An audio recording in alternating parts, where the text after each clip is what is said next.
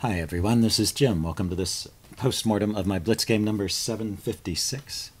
My opponent started off with knight f3, an interesting and flexible move. The knight there can be introducing a queen's pawn game like happened here in this game, but it could also be introducing a Reti system or a king's Indian attack or an English opening. So a very non-committal move, but generally useful, and it's in this case looks like it was used to avoid certain lines against the queen's pawn opening, so I can't go for a Nimzo, although I could still go for a Bogo Indian with e6. But when I see this setup, I usually just go with d5.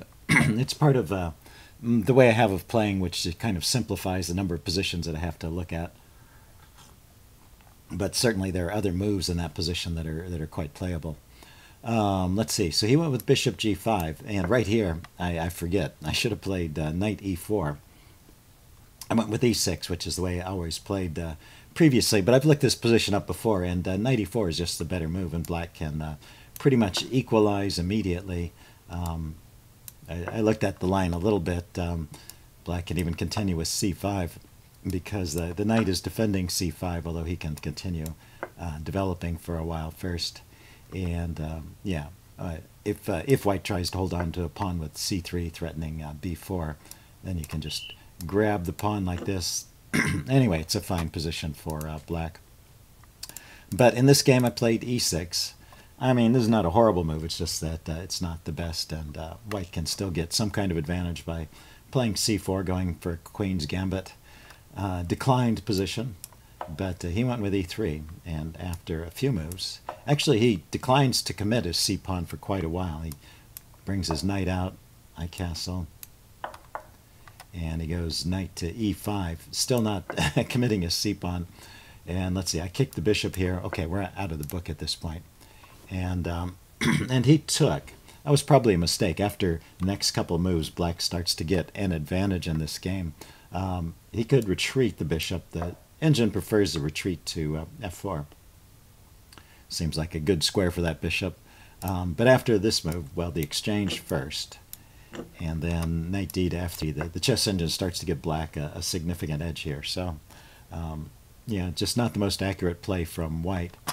Let's see, I go knight d7, he goes bishop d3, he goes c5, he goes c3. So at this point, I decided to call it a Torre attack, because he did get this pawn triangle set up, and he did get the bishop out to g5. Those are characteristic ideas in the Torre attack. But anyway, we got there by kind of a long route. He went queen c7 here. Let's see, I went queen c7 here. Yeah, so this was my chance to cash in. You know, he's played inaccurately, and there's a weakness here, and I can exploit it. And I was trying to hit that with queen c7, but that allowed him to trade off. So the chess engine points out if I take first, and he can take with either the knight or the pawn, it works out the same anyway, and then play queen c7. It's not so easy for him to defend that pawn. I guess if I had traded off the knights, if he had taken with the knight, I'd traded and then played queen c7. He would have the move f4 to hold on to things, but that would also create weaknesses on his king side. Anyway, this is a good... in this position, I'm actually just winning a pawn. And so queen c7 lets him off the hook a little bit. He can take. I take back. And after some more moves, we end up in a position which is basically equal. So, you know, he actually played a good game, aside from that somewhat weak opening. You know, he doesn't allow any further weaknesses for quite a while. So let's just go through this. Let's see, I went queen b6. I'm kind of poking around looking at things to see how he's going to defend them, but he manages to hold on. And he's got a very solid setup. This is one of those things that can be frustrating. If you have black and you're playing against a lower rated player, so you really want to win to avoid losing those rating points, but he plays this really solid setup and doesn't do anything very ambitious, it can be very tough to win. And this game is an example of it. I had my winning chance early on with that opportunity to exploit the knight on e5 there and get a pawn that I could attack. But after that, the game stays even for a long time. Let's see. He decided to... Oh, I decided to take here, so he takes d4. He took back with the c pawn. This maybe helps him if in his ambition of just trading things off. Let's see, he went bishop b5 first. Oh, I went bishop b5. He took, I took, he traded rooks, and then played rook c1. I went queen back to d7 so I could hold on to the c file if he decides to keep trading. He hopped in with the knight, so I took it off. And at this point we get into a position which is only slightly better for black, but there is some slight edge. And the chess engine says the best way to exploit this is to play g5 here. That's intended to slow down the move f4. So, for example, if he plays f4 right away, this is what I didn't notice. If he plays f4 right away, this actually doesn't work. I can take and then play d4 and just undermine these pawns. If he takes here, I take with check, and I get 2 pawns for 1. So that's not good. And otherwise, yeah, his pawns are just getting weakened here. So interesting way to play after d4. If he doesn't take, I'm going to take and pick up a pawn here, it looks like. And he can trade here. He can take on g5 rather. He can take on g5 and have these 2 isolated pawns. Yeah, I guess I'm not picking up a pawn, but I'm creating some pawn weaknesses over here. So anyway, that's the best way for me to play at this point, and some slight edge. After rook c6, we're pretty much back to dead even. Let's see, he goes f4 to hold on to his pawns. Silly me. I went rook c6. He went f4. I went queen c7 to line up. That provoked another trade. And then he went king to f2. So let's see, I played b6 here. Went queen to c3. So provoking another trade. And this time I traded voluntarily to go into this endgame. I didn't see that I was ever going to get any advantage with the queens on. It's hard to get your king into the game when the queens are on the board. So I thought I might have some chances in this pawn endgame, king and pawn endgame. And these games are pretty complicated with just the kings and pawns, particularly when you have as many pawns as there are on the board. And I have no weaknesses in my pawn structure, and white has a couple weaknesses. So I have things to play for here. But, well, technically, with best play, it should be a draw. So let's continue on and watch how it happened. I went king f8, I went king e2, I went king e8, and now he played king d3. And the chess engine flags this as the losing move, although it took a while to figure it out, so it's not obvious. But the only chance that white has to draw in this position is to exploit his majority on the king side. So king to f3. And I naturally want to come up here and exploit my his weaknesses on the queen side and get my pawns rolling. But you notice that his pawns are actually further. Is that true? Well, his king is a little closer to the action by 1 step. So that kind of helps him. And I have to kind of walk all the way up here to take this pawn and then get my pawns rolling. So let's just walk forward in this line. I think it's pretty self-explanatory. He starts pushing his pawns. I step forward to take a pawn. And then when he takes here, that exchange on e6 has opened up the g6 square for his king. And his king can step forward, and let's see, I can come over here to take this pawn. He can take, I can take, and now it's a race. I can queen, he can queen.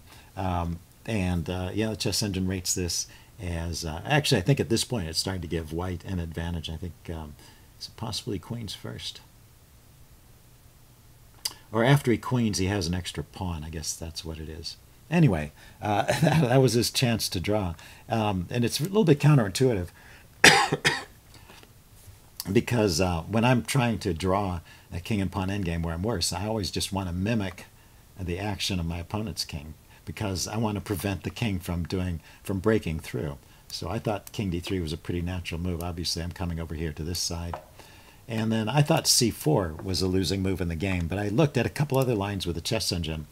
At first it thinks king d2 is going to hold.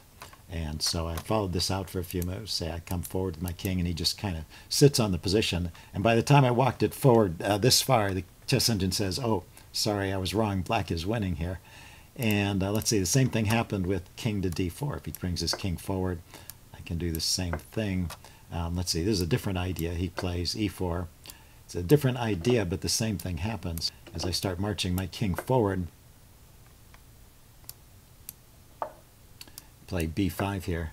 I just win, I guess, with the pressure against these two weak pawns with my connected pawns. And his king comes over to defend. You know, I can always also run over here to this side at some point too. So anyway, this is, let's see, what was the line here? King c5, king d3, b5. Yeah, it's still, the chess engine gives a win for black from this position. So if you back up here, this is already winning for black. And when I trace the problem back further, it was that choice to come to this side instead of going to the king side and trying to use his majority. But after c4, I think this is a pretty straightforward win. So I think I flagged this as a definite mistake, even though he was lost anyway. This is kind of an obvious loss. Is a standard technique. You know, one interesting refinement here I should mention is that g5 is a chess engine suggestion right here. It's kind of a nice move. Basically, you want to soften up these pawns over here before you abandon this pawn. I mean, in the long run, you're going to give up the b pawn and use that tempo to go over here and attack these pawns. So you want to weaken them as much as possible so your king can clean up quickly over here. So g5 is the most accurate move in this position. Anyway, but I just simply went for the pawns, and this also wins. So I can't criticize it. I was just pointing that out. It's sometimes a useful technique to make sure you've softened these pawns up over here before you abandon your outside passer. And then the rest of this is pretty straightforward. He has to eventually grab that pawn, and then I'm over here in a position to scoop up more of his pawns. And so at some point, yeah, he can never win. The king can't win against the two pawns. He can't ever take them both because whichever one he takes, the other one queens. So let's see, he played one or two more moves and then resigned here. So anyway, interesting game there, I thought. So keep in mind, sometimes you really can't get a winning advantage if your opponent has got the white pieces and plays really solidly. So you just have to play solidly yourself. Don't take unnecessary risks, and look for those opportunities, because if it's a lower rated player, he'll probably make mistakes at some point or another, and you just have to be ready to exploit them when they happen. And keep in mind they can happen at any stage of the game, from the opening to the end game. Okay, I hope you guys enjoyed this, and I will see you again soon. Bye.